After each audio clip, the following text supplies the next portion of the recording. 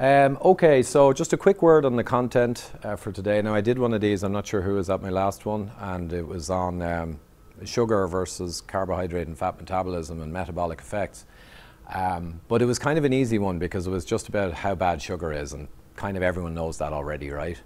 But it showed some of the science behind it, so I think people liked it. This one is more complex in one way because it's about the whole cholesterol management system and the human physiology. And I'm going to go through basically the first half will be a little bit biochemistry and a little bit technical, but the second half will be all around actual experiments, trials and data and what you can read into that data and what it means. So it'll probably be a little more interesting in some ways, and then we'll talk about what actually affects the whole system in a positive or negative way.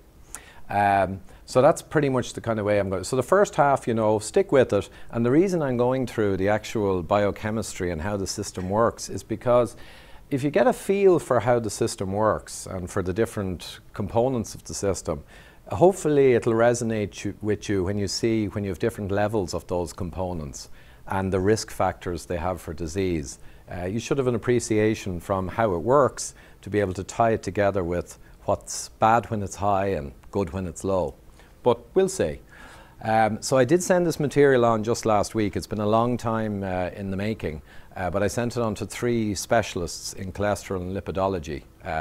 1 minor and 2 very significant guys who have published extensively in the medical and scientific literature, peer-reviewed.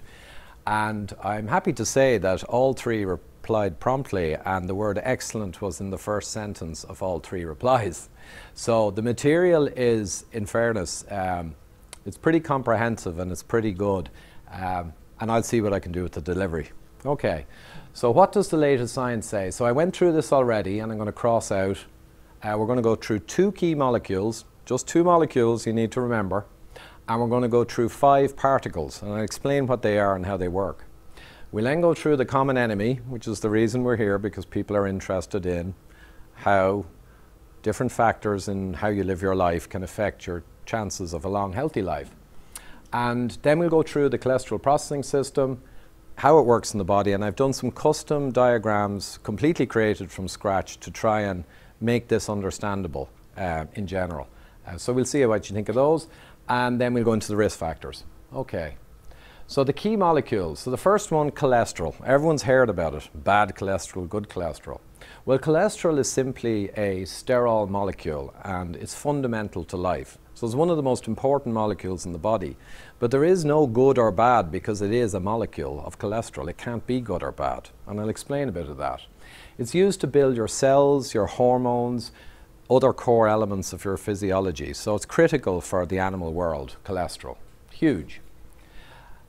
Fundamental for life to exist. I've heard the phrase, no cholesterol, no life, and that's very true. It's a key element of your body's damage repair system. So the cholesterol molecule is synthesized by nearly all of the cells in your body can make cholesterol because it's so critical. And it is used in your body's damage repair. So as you get older, your cholesterol level generally rises, and that's relating to aging as your body changes. It's a precursor to the synthesis of vitamin D. Now, I'm not going to go into vitamin D today. I might some other time because it deserves a seminar in its own right. A very fundamental active agent in the body that's critical to many, many processes. So it's not just your average old vitamin. But again, cholesterol is a precursor to that critical agent. And finally, I heard the phrase somewhere that cholesterol generally gets blamed for disease like a paramedic on a crash scene would get blamed for the crash that happened. And it's a very good analogy because really the cholesterol is part of the system, and it's not really the cholesterol that's the problem. It's the lipoprotein particles that carry cholesterol and triglyceride. I'll explain that. So triglyceride is the second molecule. Now this is a form of fat. It's used to store fat in the body, and it's ferried around the body for energy from fat. And basically it's 3 fatty acids, molecules of fatty acid, attached to a glycerol or kind of sugar-like backbone. So you don't need to know exactly about it, but it's a form of fat. I went through what it is, and it enters the body via fat-containing food. So if you eat a steak or eggs or stuff like that, in the case of the steak, the animal created triglyceride to store body fat for very important reasons, and you get to eat it. and consume it.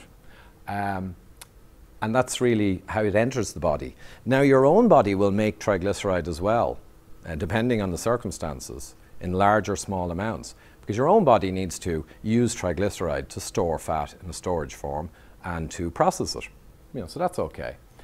And neolipogenesis is the term, but you don't need to remember that one. Now, triglyceride can be good or bad, and it depends on the source, location, and quantity. So blood triglyceride levels, if they're elevated, indicate a problem. But triglyceride is needed or you wouldn't be alive. So there's a certain complexity in triglyceride, and hopefully by the end of this you'll understand some of it. Now we go into the key particles. Now this is very important, so I'll spend a little time on it. In your body you have lipoprotein particles, and they look like this. This is a generic one, right? And there are millions and millions of these particles being made and utilized all the time. And the reason they're needed, and the reason millions of years of evolution have led to us having this exquisite control system that uses these particles, is that cholesterol and triglyceride molecules that I showed you can't travel around your bloodstream because they're essentially hydrophobic, like oil or fat, and your water or your blood is hydrophilic. It's aqueous, it's water-based. So if you try to move all this critical triglyceride and cholesterol around your bloodstream, it'd be like blobs of fat and water. So what your body does is it packages the triglyceride and the cholesterol into a lipoprotein particle, okay? And it identifies that particle with a specific apolipoprotein, so a large complex protein that's part of your body's communication system. And it sends millions of these around your body delivering their goods. And because the outer shell is hydrophilic, it's compatible with the watery blood, and it can dissolve and keep its cargo safe inside until it's needed, okay? So the analogy I'm going to use is the lipoprotein particles synthesized by our body are like boats or submarines. And the cargo inside is the triglyceride and the cholesterol that has to be kept safely inside, okay? And this is fundamentally your cholesterol transport system and your energy transport system based on triglyceride.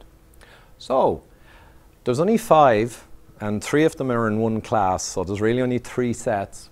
And the first one is the chylomicron. So the chylomicron is mostly containing triglyceride with a little bit of cholesterol.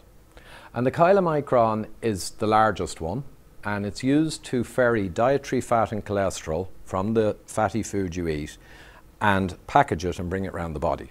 So that one is exclusively for fat, and it's got a very complex protein on it. It's a B48, you don't need to remember that, and that says I'm a chylomicron.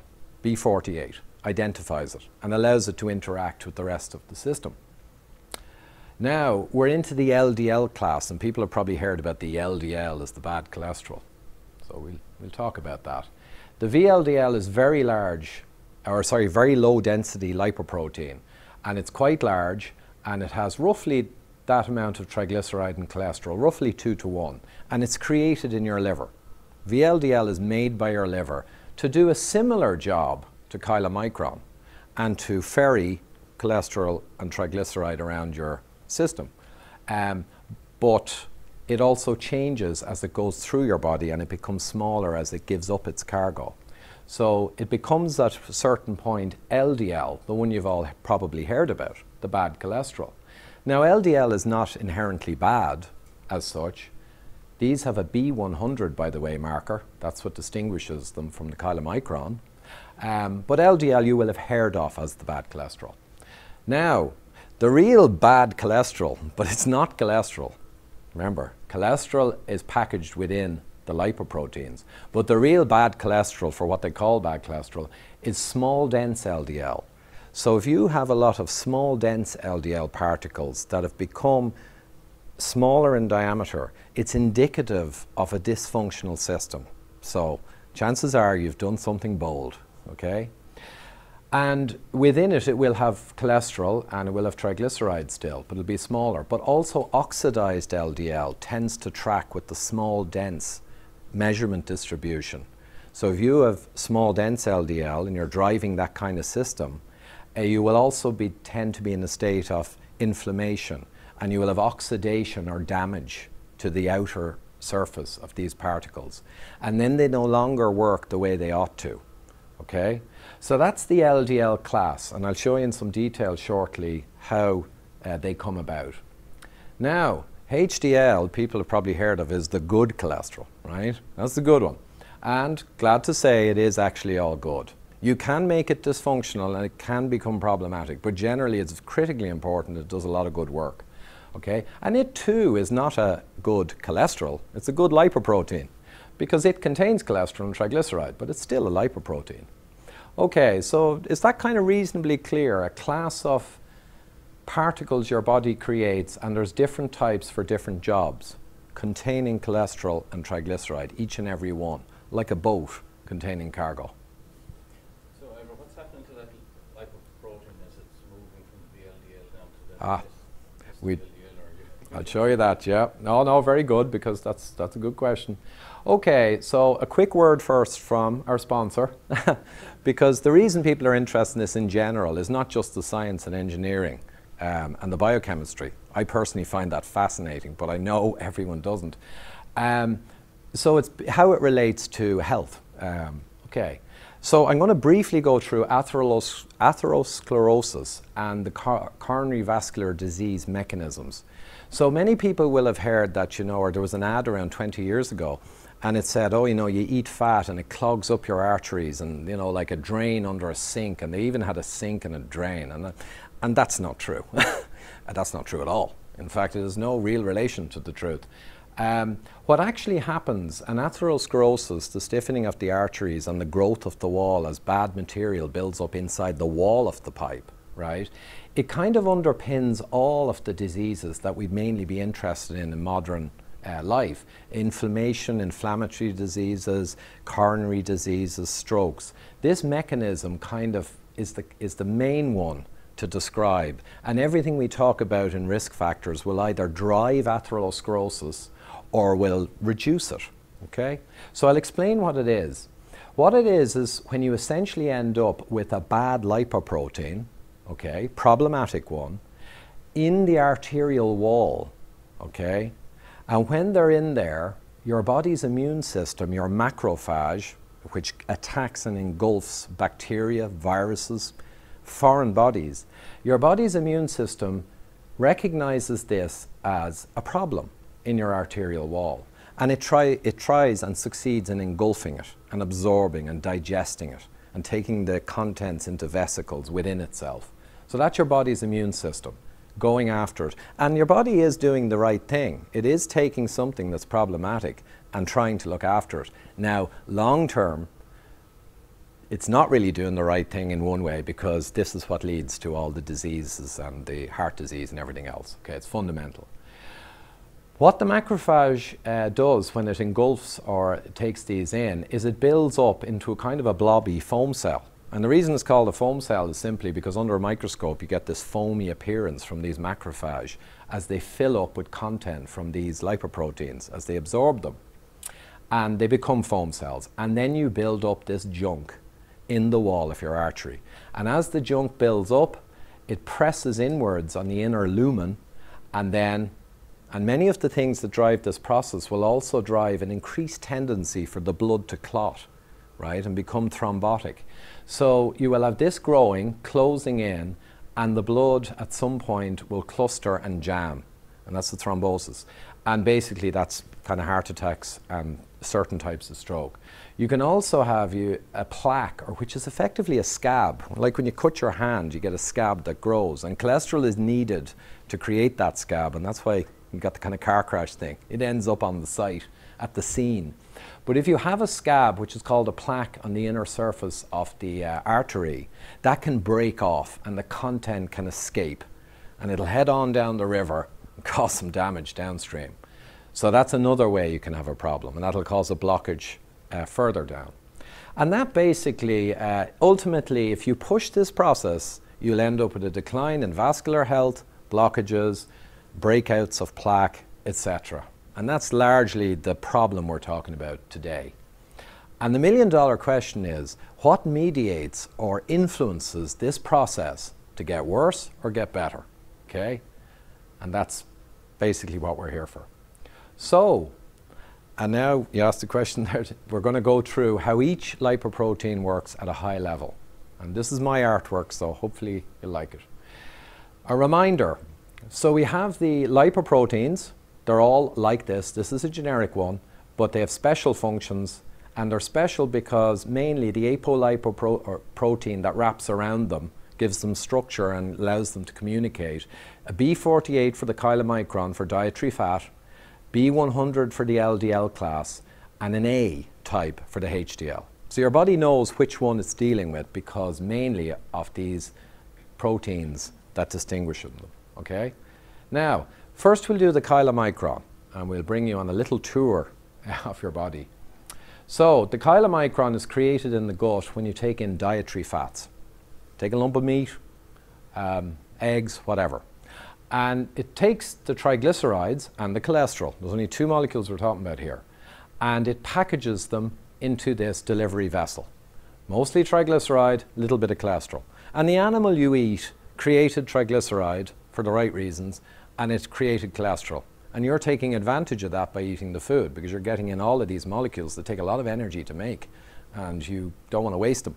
So it goes into the bloodstream then, and it picks up an E and a C2 protein. You don't need to remember these. And that's just so it can signal correctly what state it's in, okay?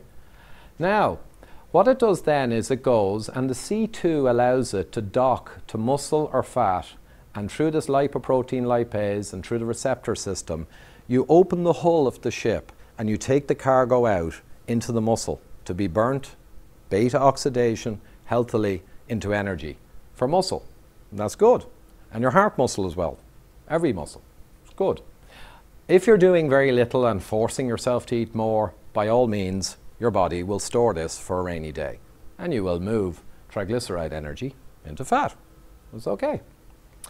Now, it's worth noting that the lifetime in the blood is a few hours for this. It's a very specific function to take dietary fat and ferry it to where it needs to go, and it does it quite quickly. So just remember, a few hours, and then it becomes a chylomicron remnant.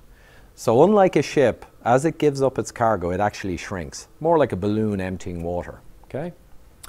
And the chyloremnant has lost the C2, it's done the job of transferring triglyceride, and at a certain point, it'll only be left with the E and the B48. And then it says, I'm ready for pickup. So there's a high uptake to the liver. These remnants generally are around 20 minutes. Once you have a fairly healthy physiology, you can push these numbers to be bigger. That's for later. And your liver picks them up through LRP and LDL receptor. Okay, so two receptor systems, a lot of pickup in a normal human being. And again, we empty it and we recycle it, and then we make more. And your liver will also, as it sees fit, drop cholesterol into your gut. Cholesterol is used to make bile acids, and they digest fats. So you can probably see the lovely control system here and how it's all kind of beautifully arranged. But the body will decide how this all works unless you derange it and you put stuff in that you oughtn't, and then it may go out of kilter. So that's basically it, and your body doesn't want to make cholesterol because it takes a lot of energy, and evolution did not lead us to go making everything from scratch. Look, we know that here. You'll always rework when you can, and that's what it does. So anyone see anything wrong with that system, that control system? Looks good. I'd be running this one a lot, a lot, and it is good. But if this was a chemical plant that was designed and built by a subcontractor with a very complex control system, and this is way more complex, I've simplified it, and it was given to a customer who wanted to make penicillin. The contractor who made this massive chemical plant with all of its gauges and complex feedback controls wouldn't just hand over the plant to the person who was buying it and say, there you go, goodbye. They give them manuals this thick on how to run it, because if you don't run it right, you're going to make a mess of it, right? You put in 10 kilos of acetate instead of 500 grams, whole thing go crazy. Start taking the gauges off it, doesn't even know what it's doing. So you give a control system, but we don't get a control manual for this, okay? That's a problem. But if there was one thing in the control manual that was important, I would say, from extensive study, this would be a line in the control manual. For correct operation, insulin must be kept low or moderate. High insulin suppresses fat metabolism suppresses lipolysis, and generally pushes back the fat-burning system and makes it dysfunctional. Okay? So insulin has to be kept moderate or low, like it would have been generally for the last million years. Okay? So that's chylomicron. Does that kind of, is it reasonably explained? Okay. Right. Now, we're in the second of three, and then we're finished with the biochemistry. So it's not going to be all this stuff. Now we go through the LDL species. Now the LDL species is interesting because people will have generally heard the LDL, the bad cholesterol, though it's not cholesterol. But anyway, we'll let that one go. The LDL species is interesting.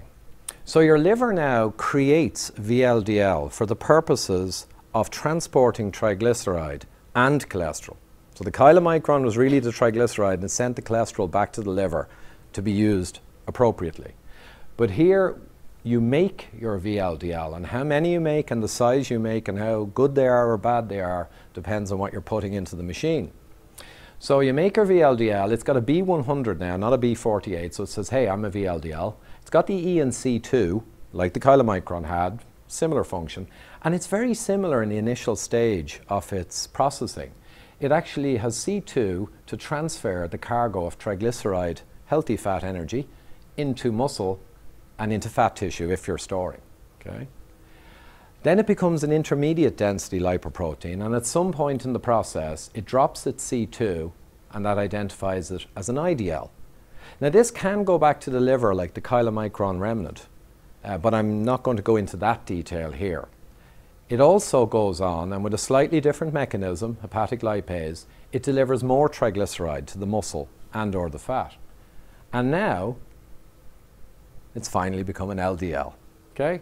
But you'll notice I haven't put that in as red, you know, as kind of danger zone, because it's an LDL, and evolution has led us to have LDL to deliver cholesterol to critical areas that need it, and it's part of your immune system also. So LDL is LDL. Okay? It does deliver cholesterol to tissues and cells. Cholesterol is so critical that every cell in your body, with some notable exceptions I'll mention in a minute, can make its own cholesterol. But under various conditions, it will also take cholesterol in. Okay? Now, the uptake, you remember the chylomicron remnant was only 20 minutes? Well, and the chylomicron itself was around a few hours to bring its cargo around. Well, the LDL actually is a couple of days. They argue about it. I've read it lots of different ones. But it's a couple of days, maybe 2 or 3 days. So it does stay there longer because it is a different function. You know, the chylomicron's just dumping the energy in, and this one has another function. So it's a couple of days. There is a problem, however, if you start generating the classic phenotype or the classic type of small dense LDL. Now, it's not much difference in size because this is around 27, 28 nanometers. It's pretty small. And small dense is characterized as being below 26. And it's not the fact that it's slightly smaller that actually causes it to be bad, though there are a surprising number of researchers who actually think because it's smaller, it can get into the arterial wall easier, which is not true. But it is smaller and it indicates your whole system is shifting, and the way it's shifting is in a bad direction. The other thing is oxidized LDL, and this is more and more becoming very clear in the journals and in the scientific papers. Oxidized LDL, the outer signaling, the outer molecular structure is damaged by oxygen. You know what oxygen does. You light a fire, you know what oxygen does to a building, right? Oxygen is needed in your body, but inappropriate oxidation is damage. It's rust. It's burning, effectively. So you got to keep your oxidate, and you hear about, oh, antioxidants, you know, but it's hard to use antioxidants coming in through your gut to help you. You really need to make sure that your body's internal antioxidant system is healthy, because your body does a lot better than the health food shop does, believe me. So glucose is a key factor in causing oxidation and inflammation. Part of our modern problem is we have too much glucose, I would say, from the data. So we'll see.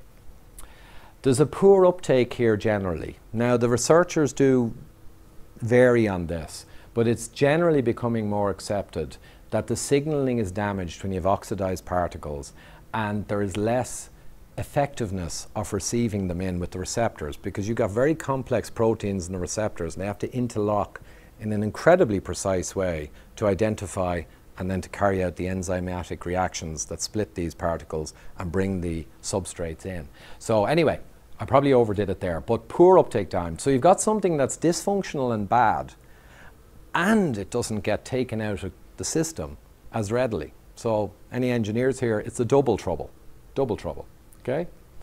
Now, one place that they will happily be taken up is by our friend, the immune system macrophage, the foam cell in the arterial wall. And it will pick up oxidized LDL, and it will recognize it.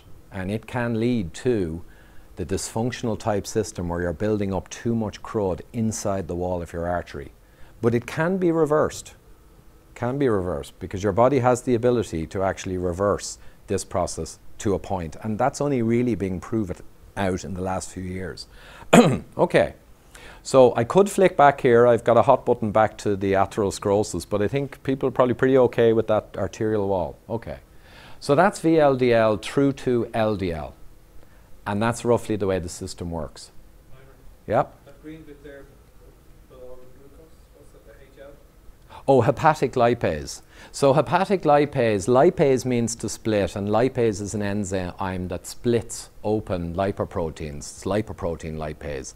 And there's all kinds of ases that split, but that basically affects the particle and removes constituents from it and allows these processes to occur. Now, hepatic meaning liver, it's mainly expressed in the liver because it's used up here to break the bolts up and bring the stuff back in. But hepatic lipase is also expressed out in the periphery in your body, and the same thing will affect this processing system and cause further processing. Now, hepatic lipase is interesting because if it's very low, it can be problematic. If you get a low measurement, you're not going to get this in the doctor's surgery, but if in research circles it's low, because you may have a limited efficacy in taking back in the material, which is problematic. However, recent data shows having a high hepatic lipase is also problematic because it causes processing you don't want out here. So a lot of these things in this technology and science, you know, they have got parabolic curves. They're not just high is good or high is bad.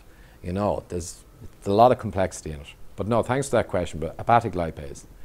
Okay, HDL, and this is the fun one because everyone's heard how good HDL is. Well, most people. And it is the good cholesterol, even though it's not cholesterol. And it is used for cholesterol management. So think of HDL as kind of the manager that manages all of the other components. That's the way I kind of view it. It's not scientifically accurate, precise, but it's a way of viewing it. And probably does a better job managing than I do, but anyway, depends on what you're eating. So HDL is created, and it starts off as discoidal HDL or nascent HDL, and it's basically mainly just a coiled protein, the lipoprotein that goes around the outside, but it's really like an empty balloon. And then it begins to go around doing its job, and it picks up cholesterol and picks up triglyceride, and it manages quite well, okay? One thing it does is it gives cholesterol to the cells in the body that can't make their own, and they're a minority. Like I said, most of your body can make its own cholesterol. The adrenal cortex that makes a lot of critical hormones, and the gonads. We won't go into detail there. And it basically supplies cholesterol for those, so it's very important, very important. It also takes back cholesterol excess from tissues and cells, and they will signal HDL, they will dock using these binding cassettes and other enzymes, don't need to go into that, and it will basically ferry cholesterol back to where else it can be used. And importantly, from what we described earlier, HDL can be signaled, can go into the arterial wall, effectively dock with a macrophage, foam cell, and through the similar processes that are used for standard cells, they will create a pathway through the cell wall and move cholesterol into HDL. And that's reverse cholesterol transport in the context of atherosclerosis. And this has been proven out in the last few years that it actually happens. And it actually makes sense because evolution will have given us a control system that not only works very well, but when things go out of whack, it should have the capability of a mechanism to help fix that as well. And it does, reverse cholesterol transport. Now, it also has antioxidant action, and this isn't the crap you buy in the health store, antioxidants. This is serious antioxidant. This is designed through evolution to manage the LDL oxidation. Because we said earlier, if the LDL particles get oxidized, you want to have a repair mechanism, or you want to prevent them oxidizing. HDL does that. So HDL is a busy guy. HDL is doing all this good stuff, okay?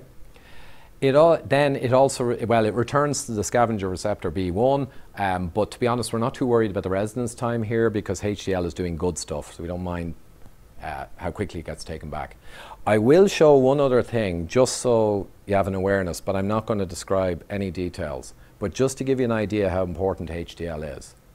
HDL also transfers in a one-to-one cholesterol and triglyceride molecules as it sees fit in this complex control system continuously with VLDL, IDL and LDL. And that's where I think the analogy of the manager is. It's at the center and it's juggling everything. And if you're taking in what your body was designed for from an evolutionary perspective, unless you have a genetic issue or defect, and 1 in 500 people do have familial hypercholesterolemia and they have specific genetic problems. But the broad mass of people, this system will work very well if it gets what it kind of evolved on, okay? So that's HDL, and it's very good and very important. And there's a lot of work has gone on for many, many years with HDL to try and elevate it in people. You know, to find a pharmacological agent that would elevate it would be great, right? Double your HDL, do all this good stuff. Well, not quite, because so far, with a lot of effort and a lot of money, a couple of times they've hit on something that forces up HDL, and in a couple of the big trials, the cohort of people who got it and increased their HDL died at a significantly faster rate. So you can't go into Mother Nature and just shove up HDL any old way. You got to do it the way that fits. And maybe someday they'll find the way that fits. But it's very hard to find the drug because of its sheer complexity of what it's doing.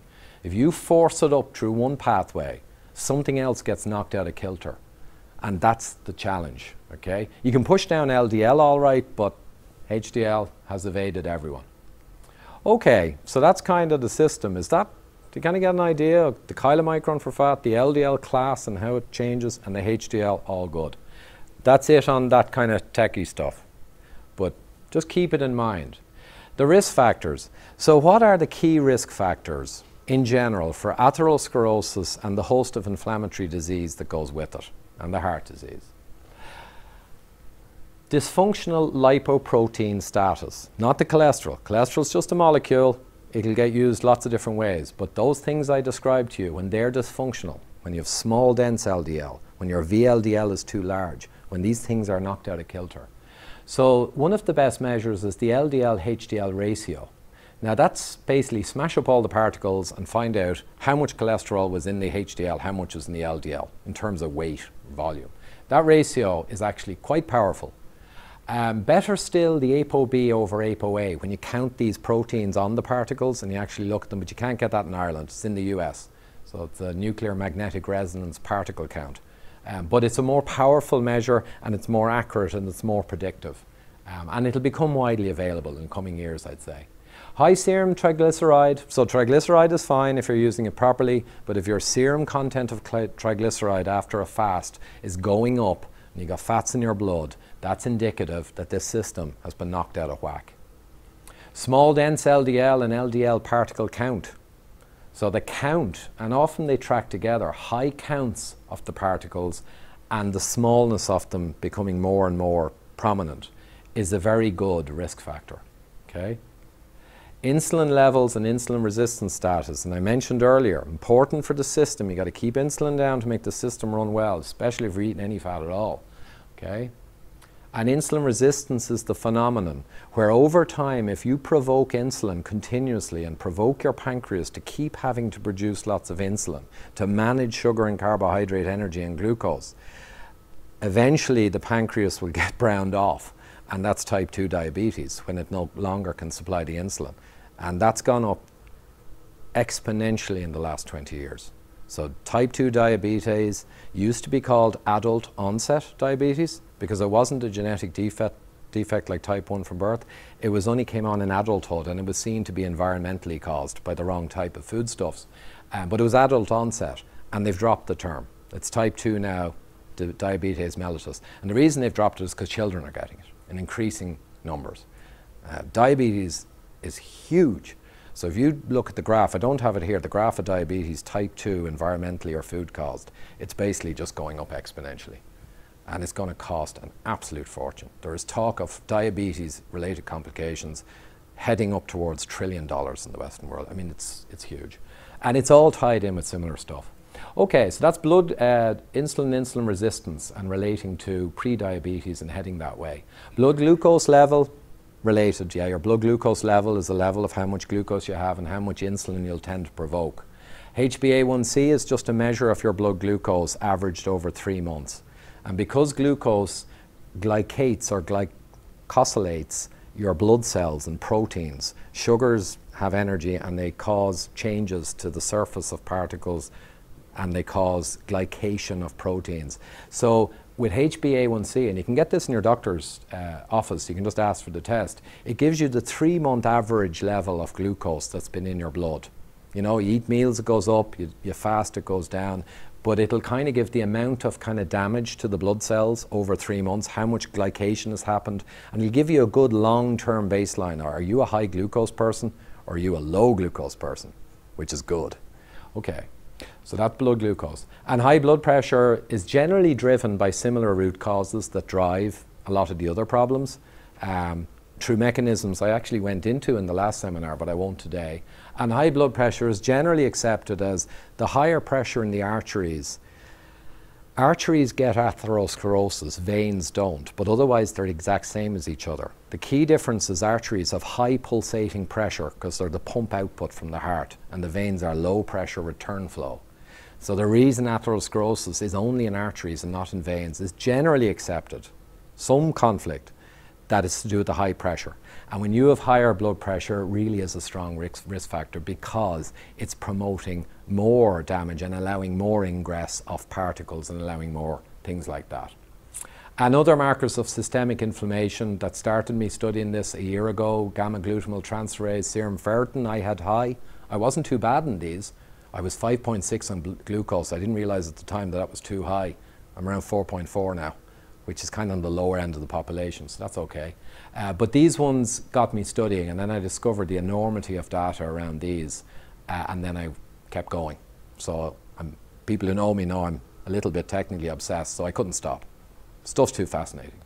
Okay, now we go into total cholesterol as a predictive factor for all the problems. And this is an interesting one. So I pulled out one study because I can't show you all the studies. There'll be studies that show it seems to show a correlation, studies that show it don't. The former that show a correlation get published, the ones that don't generally don't. But this was published in the medical journals, and there's many like it. It's a Norwegian study with 60,000 participants done by a panel of medical doctors, PhDs, and most of them actually have professor in front of their name. And it was government sponsored. And it's Finland, or sorry, it's Norway. I've finished study separately. So it's Norwegian, so it's not like they're space Martians, you know, they're going to be similar to all the rest of us. But it was done very well. It was done in a large population. It was corrected for age changes with cholesterol and corrected for other factors. And here's what they got. And the title was, is the use of cholesterol and mortality risk algorithms in clinical guidelines valid? And they're asking the question, kind of obviously saying, well, is it? Because we didn't see that. So here you have a normal risk, let's say just a nominal risk of 1. Okay? If you're above the line, it's a higher risk of all-cause mortality. And if you're below the line, you have a lower risk of all-cause mortality. The people who are below 5 are taken as the baseline. So if you're lower than these guys who are below 5 on total cholesterol, you're better off. Does anyone see a problem? For higher levels of cholesterol for men, and this is called the bathtub or the U-curve, you know, generally speaking, higher total cholesterol, if anything, and there are error bars on this, but that's the general trend, if anything, has lesser all-cause mortality, you know, on an excellently carried out study. And for women, it's linearly better with higher cholesterol all the way. And there's a massive data around this, and there's a load of studies that's all confounded and mixed up. But that's basically a good example. Apparently increasing cholesterol is lower risk. It's kind of weird, okay? Now there's a few engineering reasons why this can come about. And one of them is that age confounding is a serious issue. And this was identified by the Cochrane collaboration, an independent group that look at all the research and make sure it's properly carried out. And they highlighted in one study with a load of trials, they did an analysis across many, and they said, we're really worried because 70–80% of the differences seen here can be attributed to age.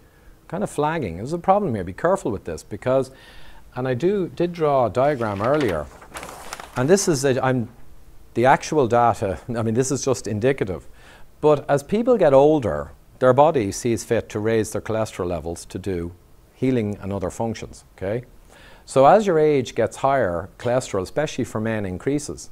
But as you get older, what happens more often?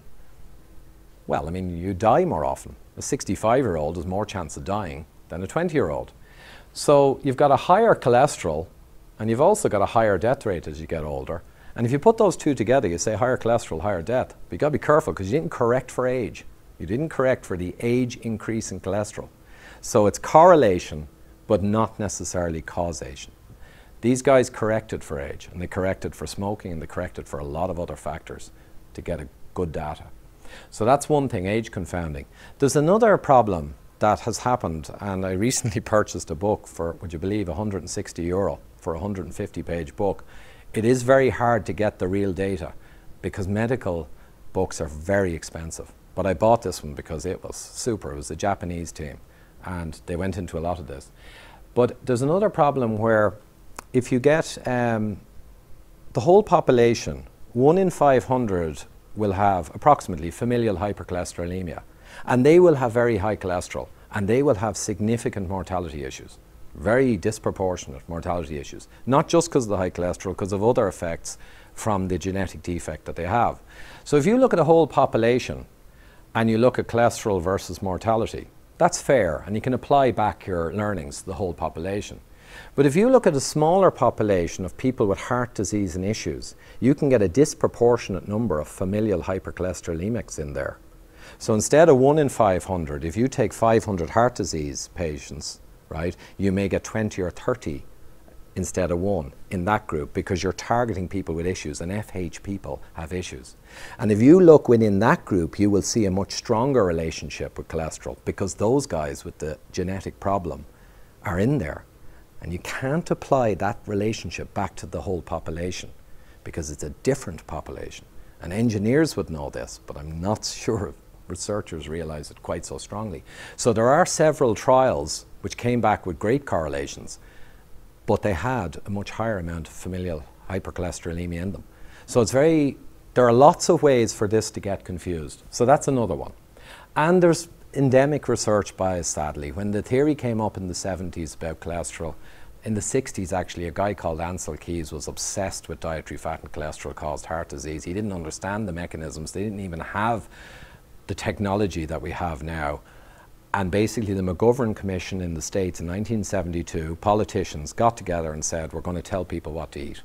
A lot of renowned scientists at the time said you can't do this based on a correlation. Basically, it's almost junk science. He's just done a correlation with a bunch of countries and said, oh, look, it tracks. You can't.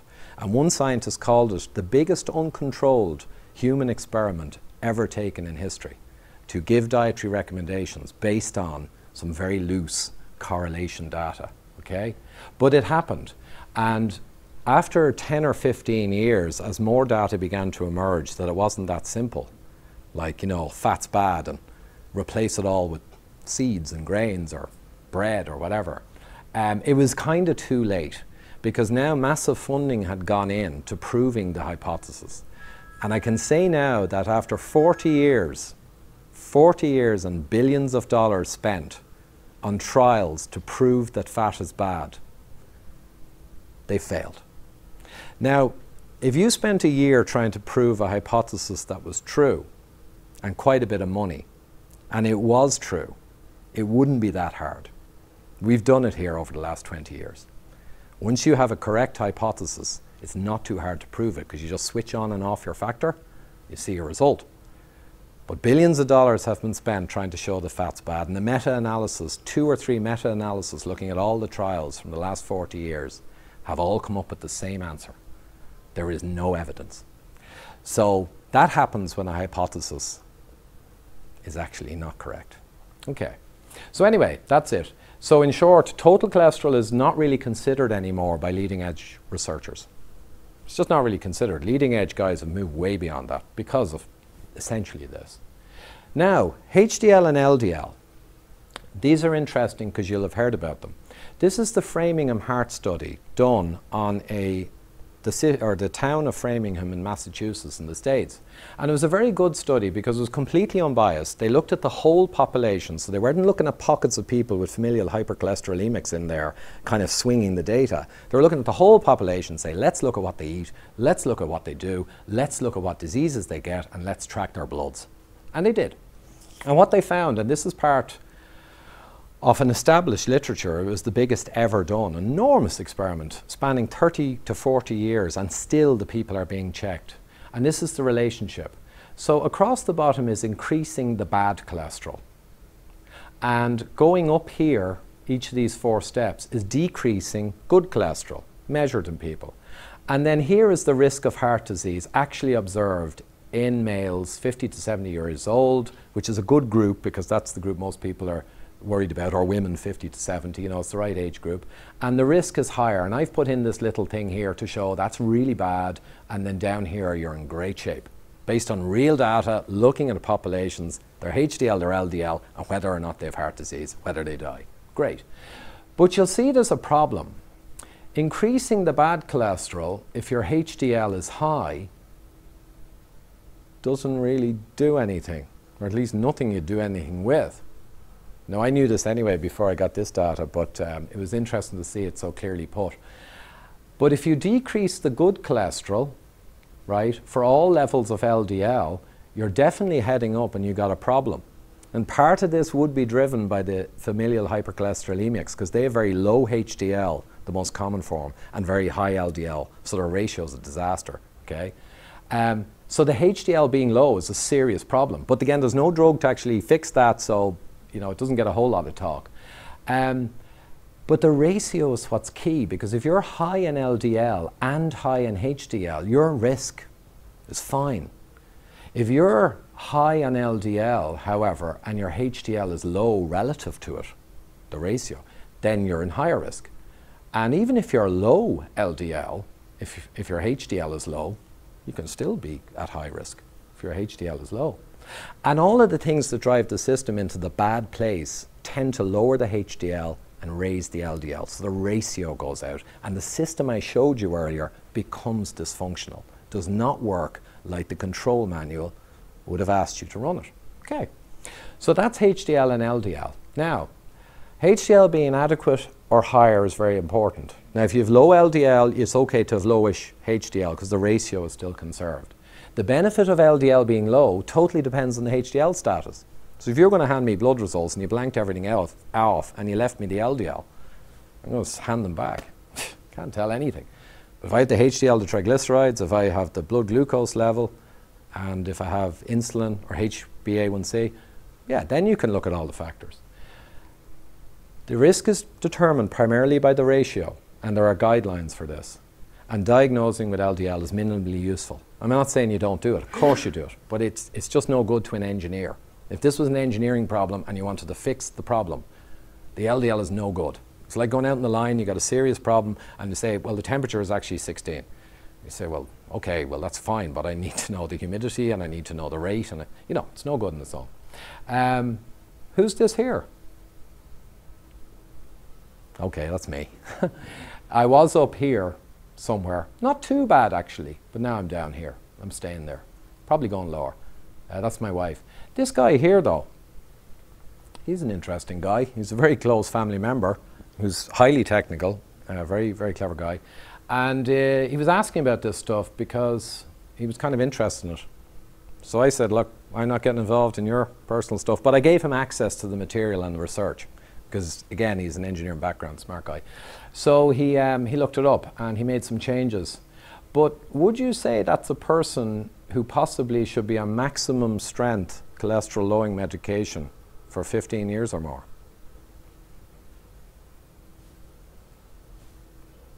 Well, I'm certainly not going to be, but no. You expect if you're up there, you might be where you have risk. But he was. So the thing about LDL is, you know, LDL can easily be treated and pushed down, but it depends on all the factors as to what the real risk is. And that's an issue. And this is changing now. There's a debate going on, quite a furious debate on and off in the British Medical Journal, because they subscribe to it and you get to see them. And there are hugely different opinions in the different camps. There's a large cohort of people who are established in the historical science, and then there are newer, generally younger people who are maybe more specialized who are raising this kind of issue. So I'm going to take a break there for one moment, just because I kind of went through quite a bit of stuff on risk factors. Is there any kind of questions? Check in on that? Or I'm fine to go ahead. Is there any relationship between the LDL and cancer? I heard that there was, if you have low LDL, that you might have higher risk of cancer. Again, I have to debate how controversial I want to get, but yes, there is, because the LDL does form, as I mentioned, part of your immunological system. And yes, there are quite a few trials that show on the lower end of LDL the cancer risk is raised. But I wouldn't like to speak on that, because I'd like to stick to just this science, but I will be exploring it further. But certainly yes, because LDL evolutionary has been designed, if you're behaving the right way and not pushing it in the wrong place, it may be very appropriate for it to be high. And one of the reasons, I haven't shown the graphs here, but there is a lot of material, including that expensive book I bought, which show exactly that low LDL can be a significant risk issue. But quantifying it all, unfortunately, the trials, so many of them are done. Some of them are kind of hard to read because of the FH cases included. Some of them are hard to read because they haven't corrected for age. Some of them they've overcorrected statistically and you're not sure what they did. But if you go through them all, that's certainly in there, but it's very controversial. So I'm going to steer clear of it. Okay, will you go on? Here's serum triglyceride. So triglyceride is fine if you're using it properly. If you suddenly took away all your triglyceride, you just drop on the floor dead, right? So it's important. But like anything, it can be problematic. It's problematic when your triglyceride level in your serum in your blood goes high. And that's indicative of you've messed up the control system. Or you have a genetic disease, but they're rare, so mostly you've messed it up. Now here you can see the high triglyceride, above 200 milligrams per deciliter. These are US units, by the way, so that would be maybe, it'd be around above 1.6 or 1.7 on our millimole per liter. You know, 5 is the cholesterol. That's around 250 or something in US units. So, or 200 actually, it's around 40 to 1. Anyway, I'm rambling. So the triglyceride being high can definitely be problematic. However, and here's what I said earlier, you must know all of the data to see the full response surface, like an experiment, of where the risk is, because it's an interaction and a synergy between all the data. So here we have, if your triglyceride is on the high side, but your ratio is good, then the difference in risk with high versus low triglyceride is actually not appreciable. It doesn't matter that much. So if you're doing the good stuff to keep the ratio good, if the triglyceride's a bit high in and of itself, that might be okay, okay? But if your ratio is bad, and that means you're doing something wrong, then the triglyceride being high also really jacks up. So your risk goes up for the ratio being wrong, considerably. And if your ratio is wrong in the measurement and your triglyceride is elevated, that just means there's more dysfunction. And more dysfunction means more mortality. And there again, you're talking about a 10x. Now, a lot of medications give a 20% improvement or a 30%. So a medication that gives a 30% reduction in all-cause death is seen as massively successful. Massively successful. It's a blockbuster. This is 1,000% difference though. So just to give the scale, you know, there are huge differences in risk. Okay, that's from the Program Munster study, 92. And again, a substantial, relatively famous study within the field. Okay, so triglycerides are an important risk factor. Not that they're directly causing the problem, but the fact that they're high means there's dysfunction. And they should not be judged alone. You have to balance them with the other factors. And again, we see the importance of the ratios. Now here's insulin. This is from the Quebec study on cardiovascular disease, and a very big Canadian study, and very quoted. And here we see insulin. Now I mentioned insulin earlier. Now if someone said to me, Okay, Ivor, I'm going to blank your brain and take away the last year of research and all the stuff you know. And I'm only going to let you know one thing in your blood, your fasting insulin. Or sorry, if they said I will only allow you to have one measurement that you can track and therefore adjust your lifestyle to make that good and low, I'd probably pick insulin. Because insulin, if it's kept low, kind of everything else tends to fall into place and everything else tends to get good. So here you can kind of see it graphically. For the people with low insulin, now 50 years ago, there'd be a lot of people below 12 microunits per mil, that's the fasting. There'd be a lot of people in there, a lot of the population, if you walked up some street and measured them 50 years ago, a lot of them would be down there. Not anymore. The guidelines now are up to 25, 5 to 25. And as an engineer, I have a problem with that. The insulin levels being high, here they're crossed with triglycerides. So yes, if triglycerides are higher, the red, the orange, going back into the graph, there's a higher risk than when triglyceride is low. But see, when insulin is low, when insulin is kept low, the triglyceride, again, doesn't matter so much. And if this was a cross-factorial experiment, you say, oh, the insulin is the dominant factor. So the insulin being low here dominates. The triglyceride does not matter so much. It still matters, yes, but insulin being low is important. And I believe, from all of my study, and the 3 experts I sent this on to said the material was excellent, and I think it was because it was compiled in a certain way to bring a lot of the salient material into one place and sequence. But also they'd be very cognizant of this. It's becoming more widely known. Here's insulin again against the particle count of LDL. So high particle counts are generally not good. But if the insulin is low, even the higher particle counts, right, don't really matter that much because everyone's different. So what's more important here is insulin is low, having a high or low particle count isn't too much of a risk factor. You can see it when insulin is high. Now, the particle count being high, it's a pretty saucy risk factor, isn't it? And that's basically 11x risk for high particle count and high insulin. And because they're synergistically and mechanistically linked, it's not surprising. Because when one goes up, it's going to dispose towards the other. Okay? So that's again an insulin one.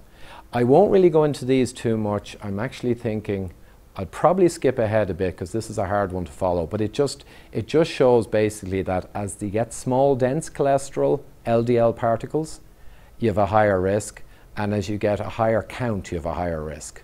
But it just shows that the smallness, small dense in your blood, and the largeness of the particle count are both working together. And it's because they're both driven by the same things. So all the bolts move in the same direction. Here's glucose levels. And this is interesting because it was a cancer study.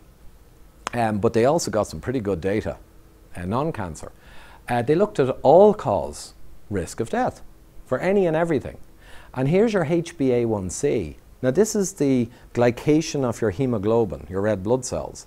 And it generally just gives you the level of glucose you're maintaining in your blood on average. Because the more glucose, the more glycation or glycosylation of your blood cells, the more impact to them.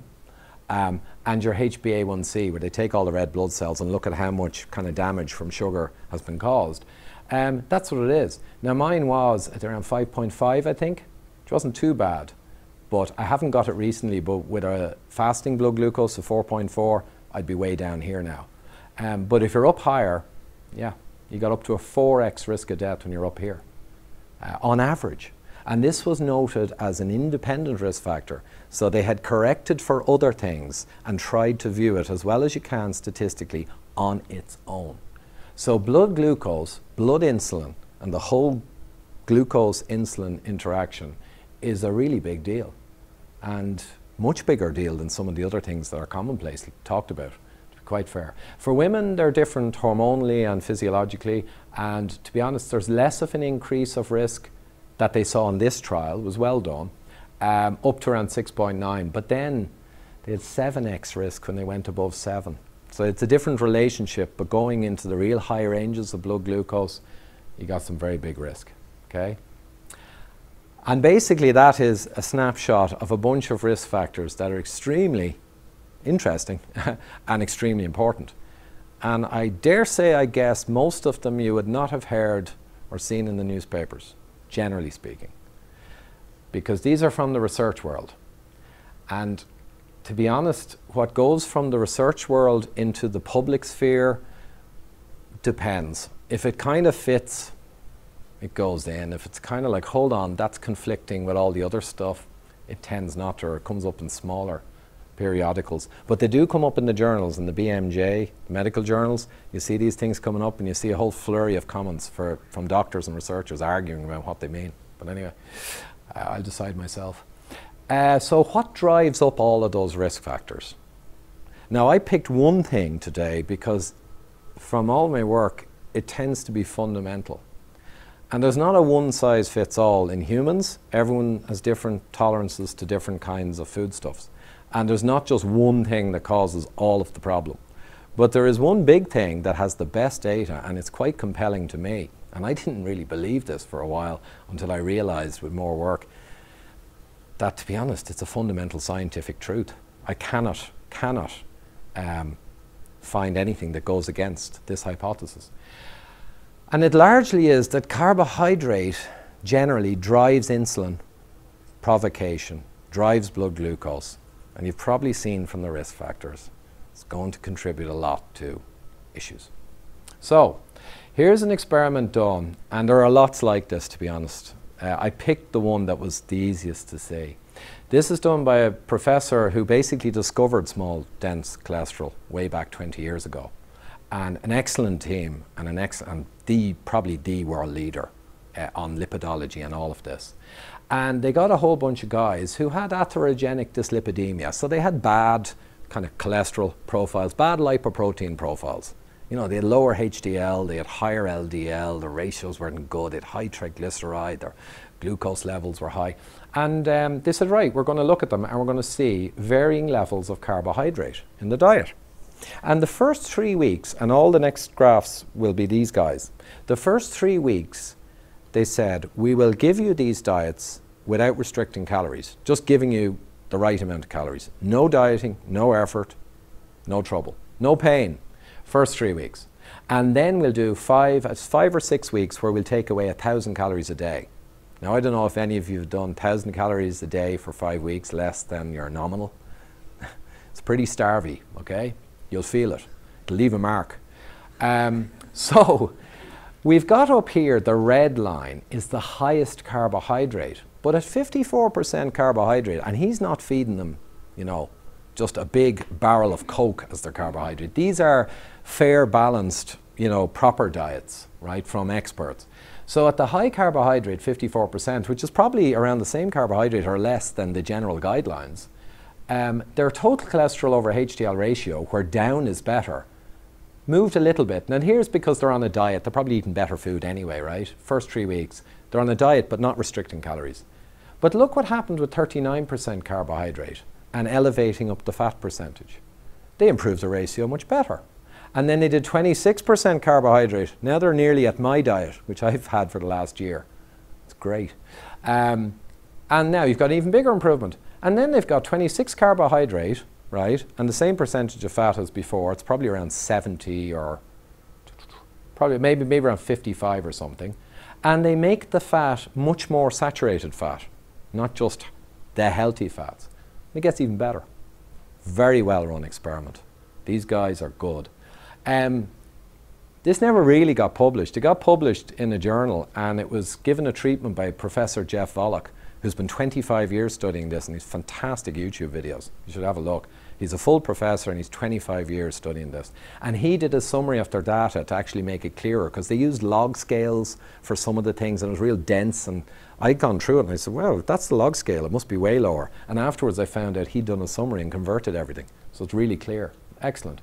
So there you are. Increasing fat and lowering carbohydrate gave a dose response improvement. It's not like it improved and then it didn't improve. It was all over the place. This is properly run, and it shows the proper dose response improvement. After the starvation period, when you starve yourself, your body switches to fat burning. It releases the triglyceride out of your fat cells, lyses them, and basically uses the free fatty acids to burn in your heart and your muscles, and the glycerol backbone can be turned into sugar and used as sugar. So you can move your fat back out again. It's a two-way battery system. But when you go into a starvation mode of taking 1,000 calories a day off, your body goes into a similar kind of mode as when you're eating a high-fat diet and you're adapted to it. It does fat burning. So after the starvation, you do improve the ratios after starvation. But this in the real world is never going to happen. Diets always fail. Something like 6% of diets have long-term success, but they're nearly all high-carb diets. And high-carb provokes insulin, it provokes blood sugar, and it provokes a blood sugar crash soon after eating. And it's the crash where you just got to go insane to get something to eat, right? That's the problem. Carbohydrate provokes insulin. So anyway, that's what happens. So the ratio's improved. Let's look at ApoB over ApoA. Now this is just a better version of LDL over HDL because you're counting the proteins on the individual particles. So it's a better specificity for knowing the health. And the high fat gives an even better graph on the better measure.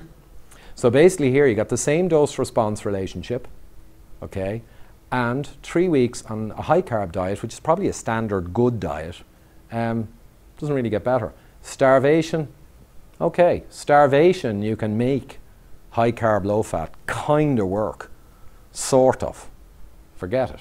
I've been 20 years trying to get my metrics good, and I've always been doing the classic advised diet.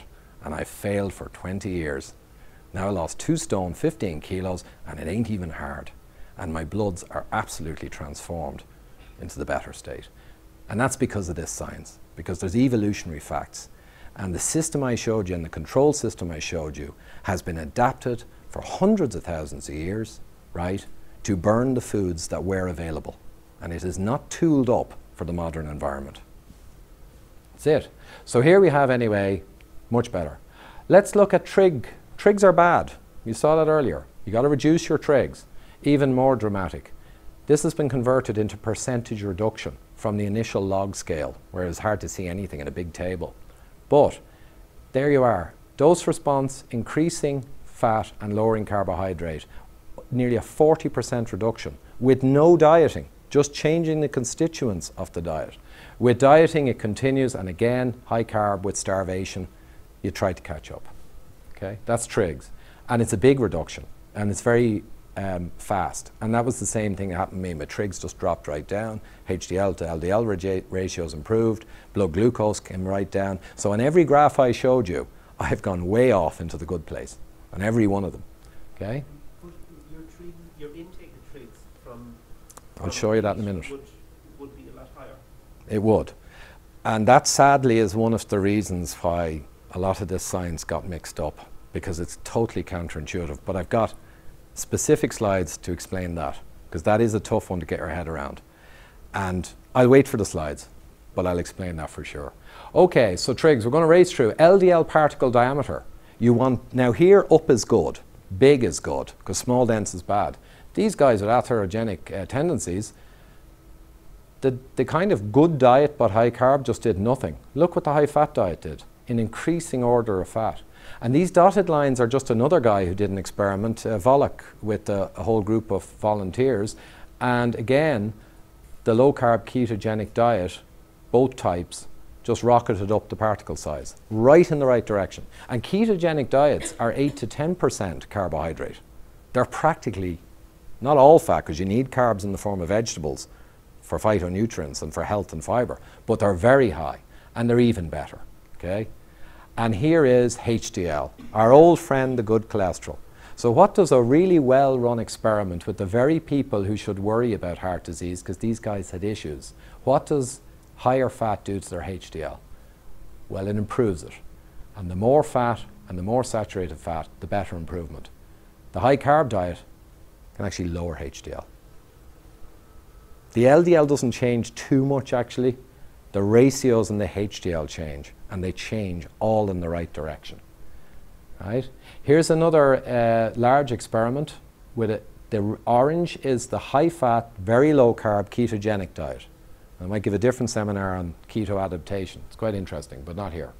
So the orange bars, everywhere where there's an orange bar, down is good. So here's the total saturated fatty acid in your bloodstream.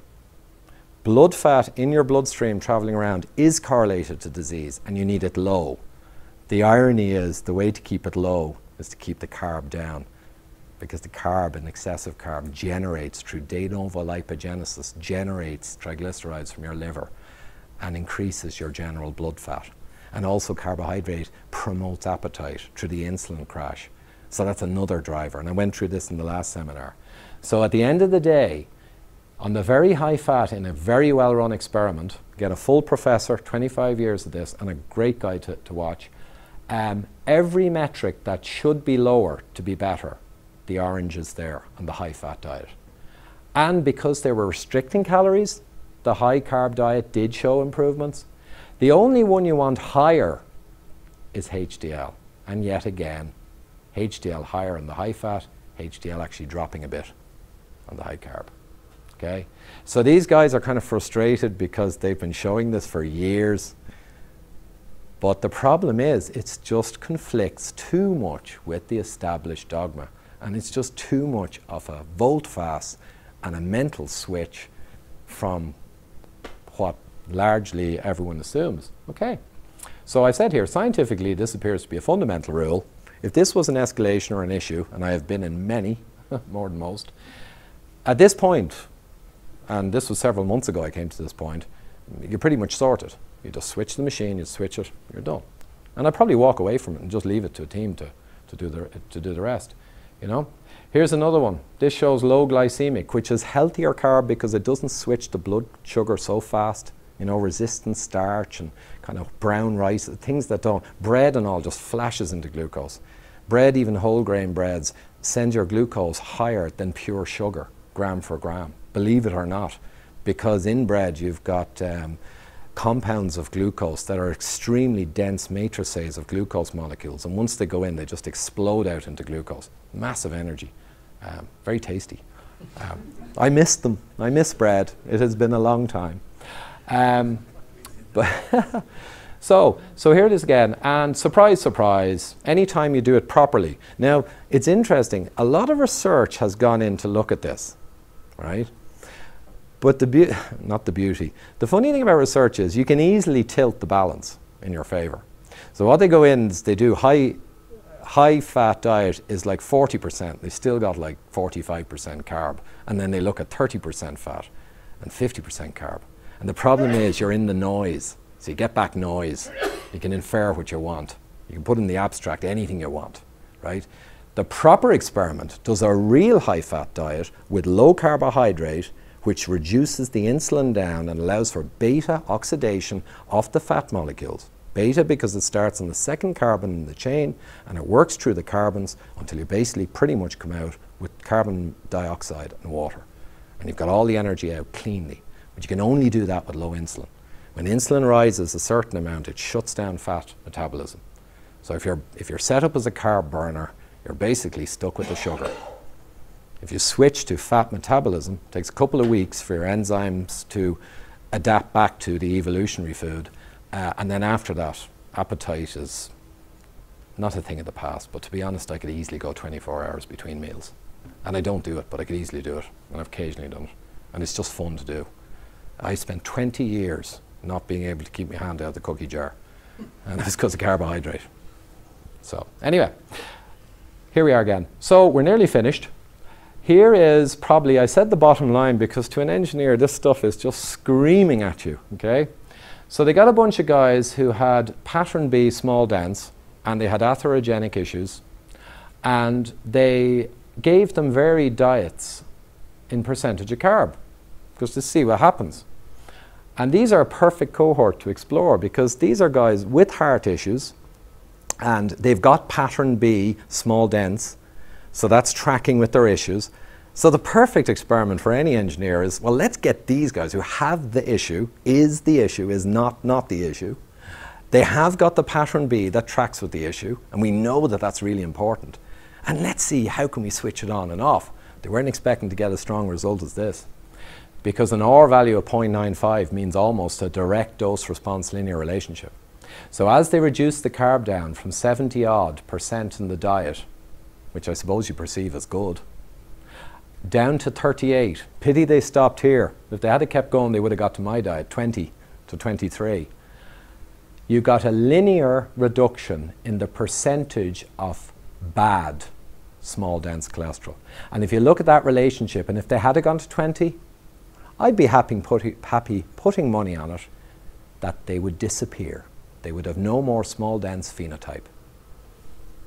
So, surprising result? No, the expected result, if you know the stuff, R equals 0.95, extraordinary, because when you do an experiment in something as complex as an actual set of live humans and you only change one factor, even if the factor being made lower is really, really good, usually there'll be so much noise in the experiment from all the other confounding factors that you'll get a big noisy line, but you might see that it generally is better for low carb.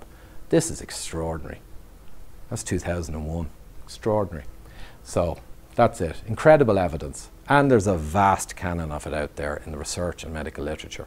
But you got to go through it, and you do need an engineering, probably a biochemical background, statistical inference background, root cause problem solving background, and general engineering background, and technical savvy at a fairly high level. And you can work through all of the data, like one of our massive issues, complex multi-factor issues, and you can work through it all, and you can put it all together.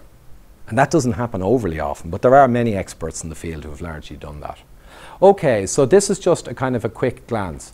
Here you have, on a high carb, low fat diet generally, there are around 30%, it is estimated, of people who are remarkably carbohydrate tolerant.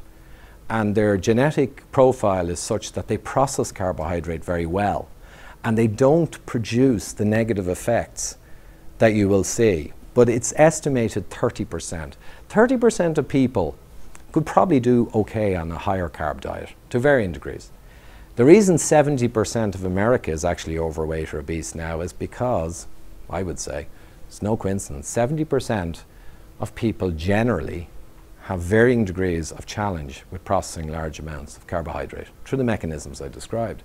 So if you're in the 30% of people who have calorie control, appetite control, true carbohydrate tolerance, you're active, again, genetically carb tolerant, and you're staying lean and fit, you're relatively okay on all the risk factors for a high carbohydrate diet.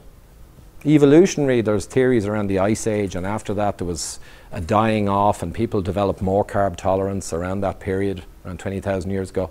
But whatever, I'm not getting into that. However, I still put a bit of orange because Professor Noakes in South Africa wrote the Bible on marathon running. Okay, he ran 70 ultramarathons and endurance events, and he got diabetes when he was 60.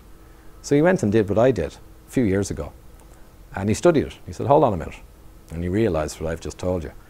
So needless to say, he's an ultra-high fat diet and he's managing his diabetes very well. But he's an example. On television, he has taken his marathon runner's Bible, opened the page on the carbohydrate that he wrote around 10 years ago and ripped it out. And he said, I wrote that. Okay? But he didn't realize, you see, didn't understand. There's a lot of people understanding it better now. If you're not lean, not fit, the majority of people who have varying degrees of carb intolerant, around 70% of people, I'd say, from everything I've read, every risk factor is going to be more negative if you really push up the carb. Low carb, high fat, after metabolic adaptation period, which is a subject in itself of a few weeks to a couple of months, everything I've seen that's credible and that I would trust as good science, good data from properly run experiments would say this. LDL, blue means no data, you can't really use it.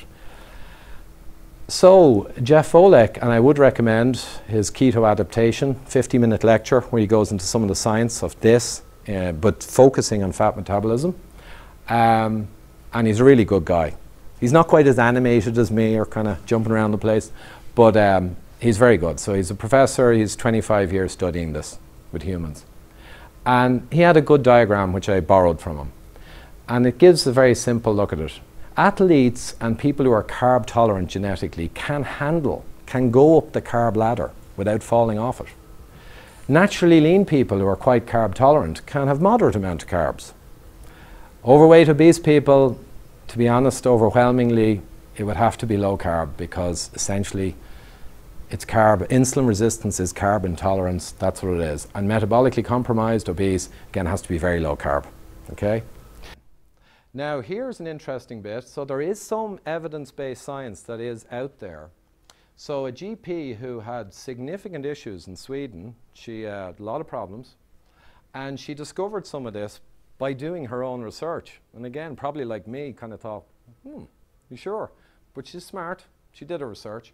She immediately switched over, and it transformed her life, right? All of her weight, a load of other things, and all the measures you would have seen. But she was reported to the Swedish Health Board, and they requested to have her license revoked as a doctor, a dietitian council, because she was just saying it should not be said. So the government, difficult position, set up a panel of PhDs, MDs, and experts, and they spent 2 years, and they reviewed 16,000 studies, a few more than I did, and they came out with the guidance that for people with any weight issues and all, it is a preferred diet from the science. Okay? They didn't change the guidelines because that's a different matter, changing the guidelines. But the expert panel came out with that finding that yes, for people who want to control weight or whatever, it's better. So that's probably over the next 10 or 20 years, I think probably more of that will come out. Quiz time, just for fun. And I'm going to pick people in the audience. Okay. Photosynthesis is based on which critical enzyme? I know what you. Here. Quiz time. Okay. And here I want to just give you a little bit of a provocative thought. How do you make a sumo wrestler massively obese and metabolically deranged and morbidity very high? What would you feed him? 10 bowls of rice and lots of beer. Very little fish, noodles, all carbs. Because animals are fattened with carb, not with fat. Okay? And it drives their appetite wild as well through hyperinsulinemia and the insulin and sugar crash afterwards. How do you unreasonably expand a goose and make its liver into an enormous fatty infiltrated organ for foie gras manufacture? You force feed it grain. Don't give it any fat. Because animals are fattened with carbohydrate through the physiological processes. I haven't gone into great detail here, through neolipogenesis and dysfunction and insulin resistance, which accelerates the appetite and the fat storage mode. How do farmers rapidly fatten cattle before slaughter? Grain feeding, pure carbohydrate, pure glucose. How did Robert De Niro go from incredibly lean when he played the young boxer Jake LaMotta in Raging Bull, the Oscar-winning Raging Bull? You should see him. He was lean. And then he went to be massively fat because he had to play the same guy after he fell down, or when he became a bum or alcoholic or something, I don't know, I don't remember. Well, the incredibly lean he did with meat, fish, eggs, and very low carbohydrate. He looks pretty good now, I think. And to become massively fat in a very short period, he did exactly what the people with the money and the knowledge do. He traveled to Italy, to his homeland, and he ate pasta, ice cream, and drank beer, and greatly reduced his protein for a month or two. And you'll see him in the film. This is a fundamental. It's a fundamental in the literature. It's a fundamental in all the scientific and medical stuff that really is done properly. And to be honest, you don't even need biochemistry. Because when I look back, and this is what annoys me, for 20 years of trying to, say, control the weight and be healthier and all this, and always failing. I did Olympic triathlons, seasons of triathlons, did pretty good times as well, but I never really got my weight that low, and I was always hungry. I was always hungry. So I was eating carb.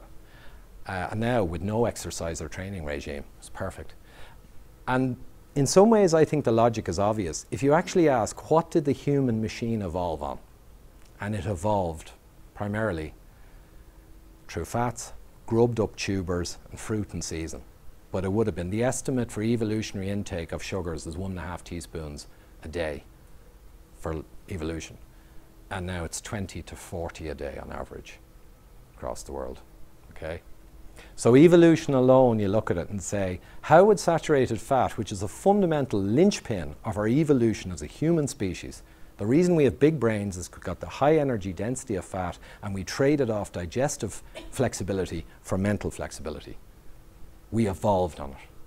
How did saturated fat become a poison that evolution conspired to kill us? It's an absurdity. And the leading people in the field know this, okay? And the carbohydrate, 8,000 years ago, humans started agrarian, you know, farming type activity, and that's where grains were introduced. Grains, if humans try to eat them, they'd only eat them as a starvation food, because if you don't cook them and crush them and process them a bit, you basically get gripe and you get sick. So if you went back to a Paleolithic man or woman and you gave them meat, fish, eggs and all this kind of stuff, and you gave them a big bag of grain, you know, well then they take out their stone hammer and knock you flat, and then they'd eat all the stuff and they kick the grain into the river. But this is kind of it, and it seems kind of weird, and I myself, I kind of pride myself on the technical sphere and problem solving, I guess. And in essentially I look back and I think, ugh, duh. But anyway, that's it. So, human evolution, low insulin regime for 1 million years approximately. High carb science came in the 70s. Someone got the idea that the fat was bad and the carb was good, and a whole system and industry got behind it. And that's why it's so hard to go back. I will show you, and by the way, this is just what I've done really, so that's why all my heart metrics are good, because I've gone back to this. And there's a few more topics, but I'll go to backup, I think. There's my metrics. You probably saw them the first time. I was really high in gamma-glutamyl transferase, very problematic for death risk, all-cause morbidity. Very high in serum ferritin. GGT is driven up by excess carb, and I wasn't even carbon that high. But for some people, me particularly, it drove it really high. Serum ferritin very high, HDL not too bad, trigs not too bad, trig over HDL ratio kind of okay actually, not bad, and total cholesterol over HDL not great at 4.5. The green bars are after 8 weeks of high fat and carb restriction, and they're the same now, a year later. Okay, here is my blood pressure, and I told you blood pressure is broadly speaking driven by the same things in people who are sensitive, like a majority of the population, depending on the amount you take. Systolic blood pressure over diastolic. This one used to really drive me crazy. During triathlon seasons, I'd get it down, but then as soon as I wasn't training, it'd go back up again. Here's with no training. Okay, that's a big metric. That's my favorite. That's carb restriction. Okay, weight, okay, around 14, 15 kilos. Again, with no significant training, because the amount of exercise you have to do to actually, a pound of fat is 3,500 calories, just a pound. Kilos around 8,000 calories. It's a massive amount of work. It's a lot better to just put the right fuel into the control system and let it run properly, you know. 5K run time is down with the similar level of very little training, roughly speaking, and yeah, the waist obviously gone down below 32. But that part of that is because visceral fat is driven by sugar and carbohydrate, the central mass. So the waist actually responds very fast. Okay, I think I put in, here's one for someone who asked a question. High saturated fat in your blood is a problem. It's high triglyceride in your serum, your fasting test. It is a problem. And it correlates with heart attacks. No question about it. Couldn't agree more. I fully agree with all this research. However, here's an example of an experiment done by Professor Volek. He did a low fat, low saturated fat in one group, and he did a low carb, high fat in another group for 12 weeks. And he reduced them down to 1,500 calories a day to give them a little bit of dieting. One of them, they had lots of carb, the healthy diet, saturated fat around 12 grams, 208 of carbo.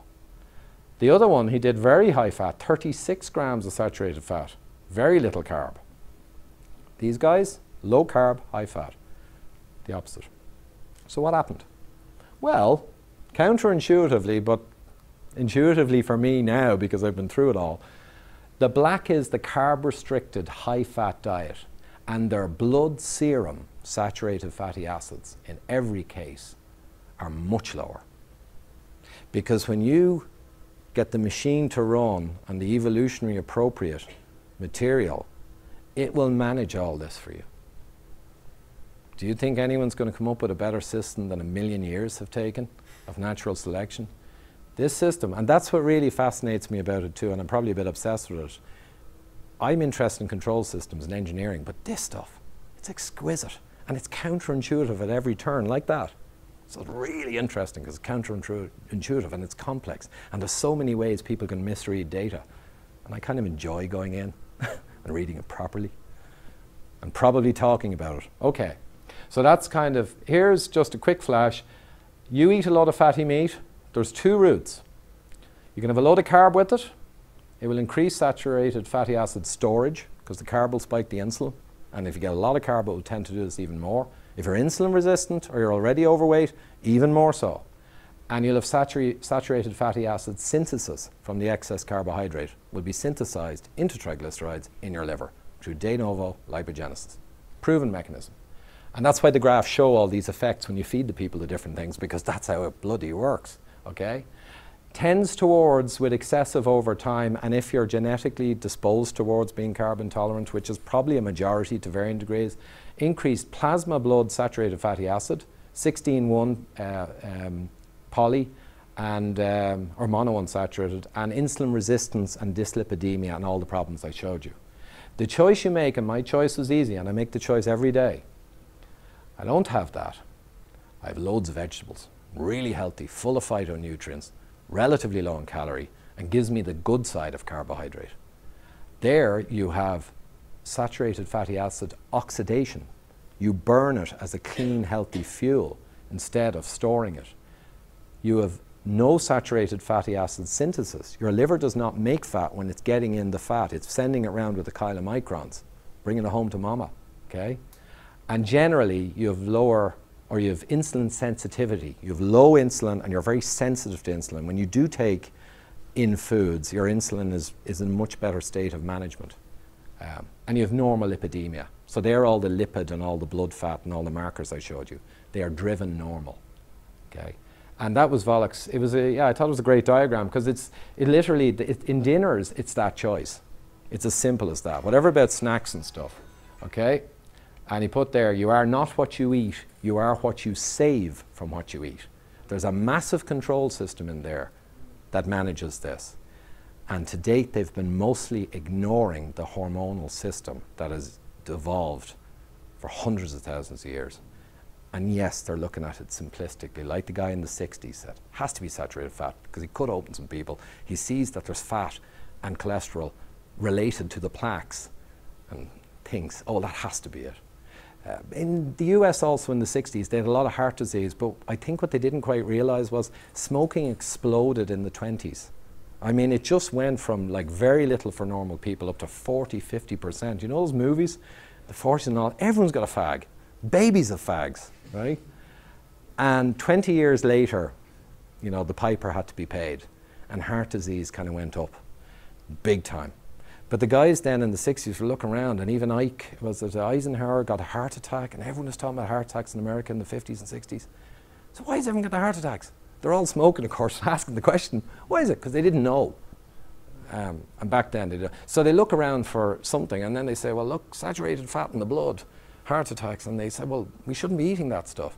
Someone should have stopped and said, but hold on a sec, that's our evolutionary diet. Why would that suddenly be causing? Anyway, they didn't. Stop and think. So what happened was, anyway, the whole thing got its history. The whole thing went out of control, and now the science for 10 or 20 years is beginning to realize this, and some people are way ahead and they fully understand it. And I've given you a summary here. And it's going to take a decade or two for this to translate through and become just kind of obvious. That's it. So any last questions on that? It's hopefully giving people an insight. I know for some people it'll be like, geez, look at all that detail. Some people might find it interesting.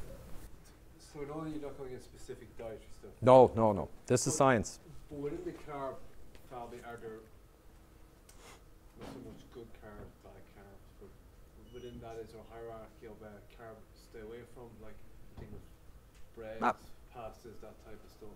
Well, high glycemic, yeah, high GI, high glycemic causes a much faster insulin response and is much more problematic.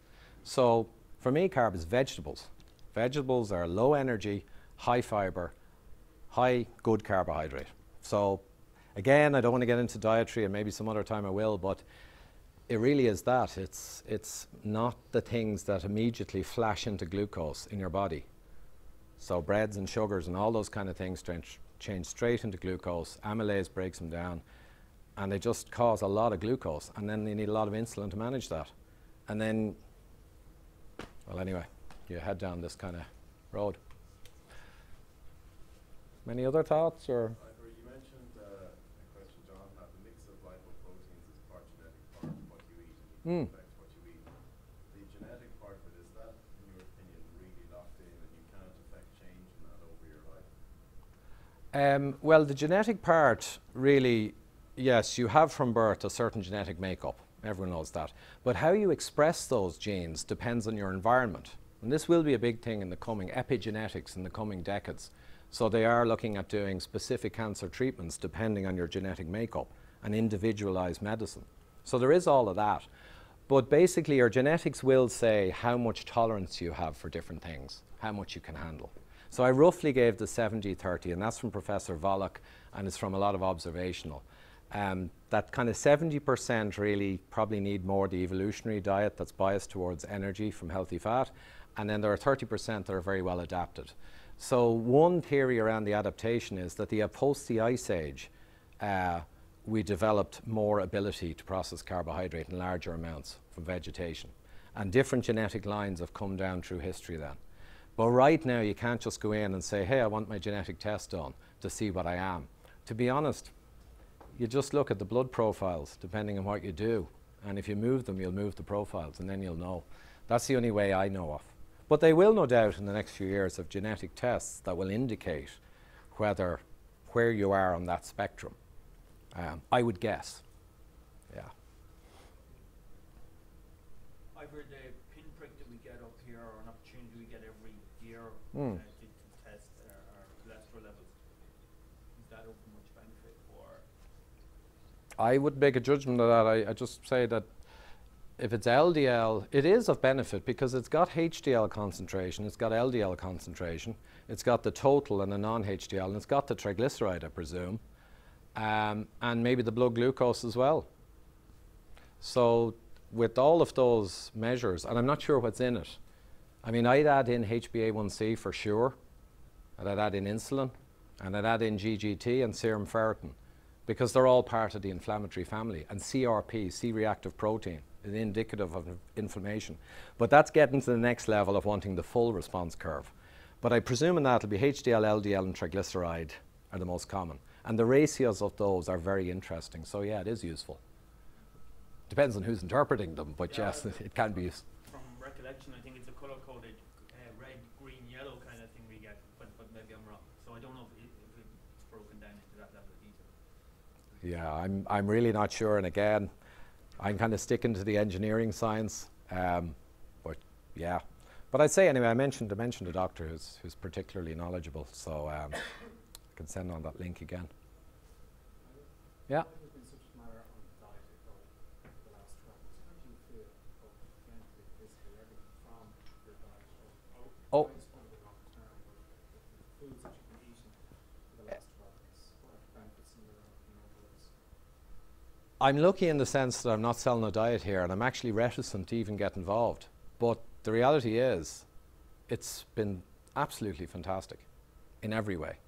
So sleep, weight, running time, skin, and I won't get into it, but yes, skin, even just everything, not hair, but you can only expect so much.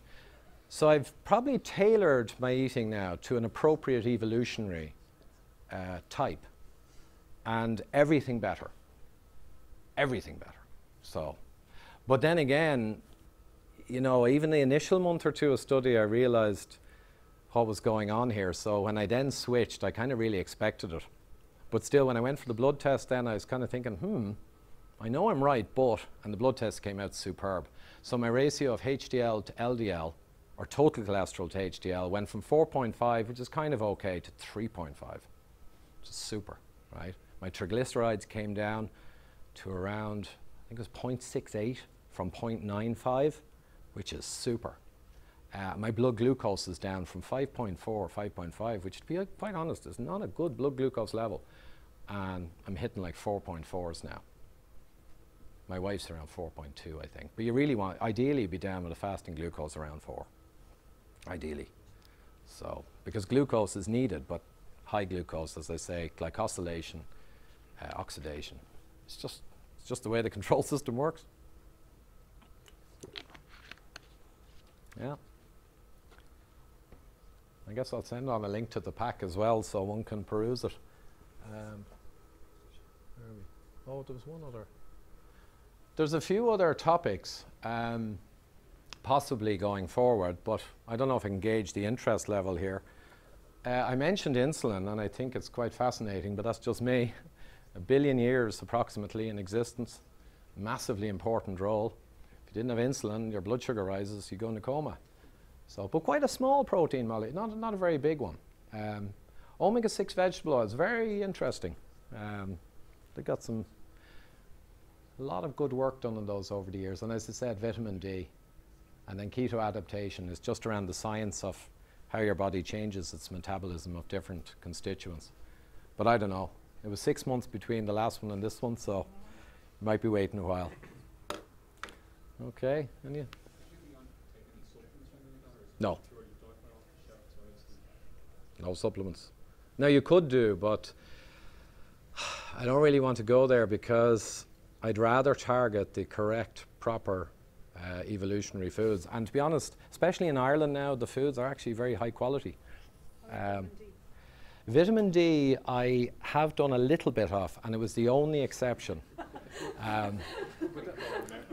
And the reason I did that was because during the winter, and to be honest, it's opening a door here into a topic that I really don't want to get into here.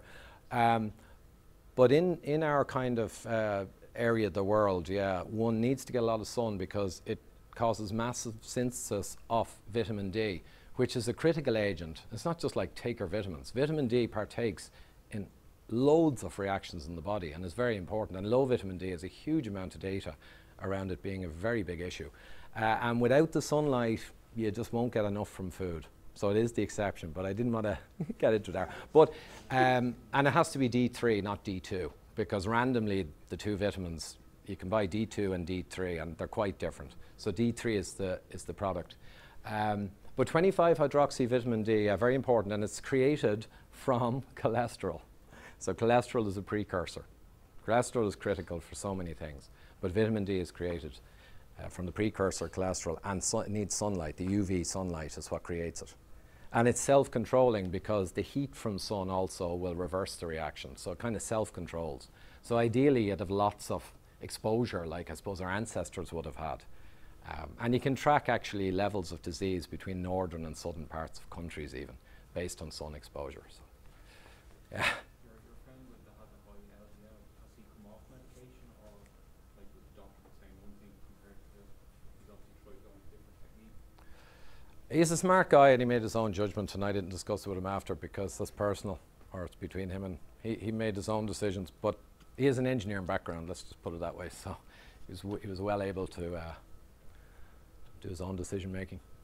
Ivor, are you looking into salt at all, and the importance of iodine salt, rather than sodium salt, importance of iodine in the body?